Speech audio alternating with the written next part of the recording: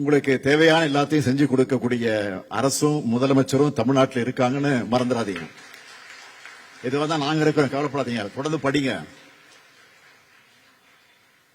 ஏற்கனவே மாற்றுத்திறனாளிகளுக்கான கல்வி உதவி தொகையை நம்ம திராவிட மாடல் ஆட்சியில 2 மடங்கா உயர்த்தி அறிவிச்சிருக்கிறோம். PhD படிக்கிற 50 மாற்றுத்திறனாளி மாணவர்களுக்கு தலா 1 லட்சம் ரூபாய் உதவித்தொகை அறிவிச்சிருக்கிறோம். நீங்க போட்டித் தேர்வுகளில் வெற்றி பெற உணவு மற்றும் தங்கும் வசதியோட விடுதி, அதற்கு சிறப்பு பயிற்சி அளிக்கிறோம்.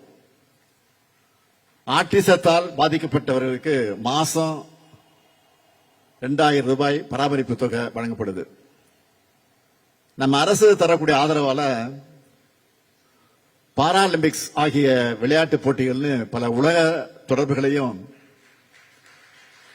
தமிழ்நாட்டை சார்ந்த மாற்றுத்திறனாளி வீரர்கள் சாதனை மேல் சாதனை படைச்சுக்கிட்டு இருக்கிறாங்க. மாரியப்பன், தங்கவேலு, துளசிமதி முருகேசன், மனிஷா ராமதாஸ், நித்யஸ்ரீ, இப்படி பல ரோல் மாடல்கள் உருவாகிட்டு வராங்க. இதெல்லாம் உங்களுக்கு ஒரு இன்ஸ்பிரேஷனா இருக்கணும். அண்மையில கூட தமிழ்நாட்டில் உள்ள 13,000க்கும் அதிகமான உள்ளாட்சி அமைப்புகளையும் மாற்றுத்திறனாளுடைய பிரதிநிதிகள் இடம்பெற இடஒதுக்கீடு சட்டம் நிறைவேற்றி இந்தியாவிலே எந்த மாநிலத்திலும் செய்யாத சாதனையை நம்முடைய ஆட்சி செஞ்சிருக்கு.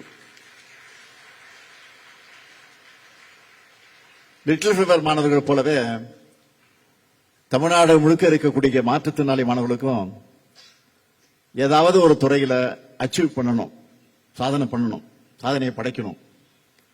அதுக்காகத்தான் உங்க பள்ளியினுடைய 100ஆண்டு விழாவை கொண்டாடுகிற நேரத்தை இதெல்லாம் நான் சொல்றேன்.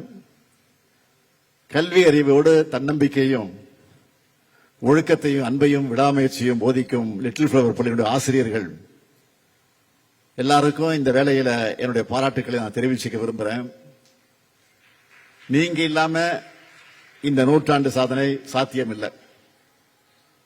லிட்டில் ஃபிளவர் சாதனைகள் மேலும் மேலும் தொடரட்டும், பன்மடங்கு பெருகட்டும்.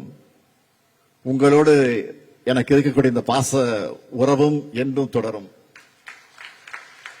நாம் எல்லாரும் சேர்ந்து வெல்வோம் ஒன்றாக என்று கூறி விடைபெறுகிறேன். நன்றி, வணக்கம்.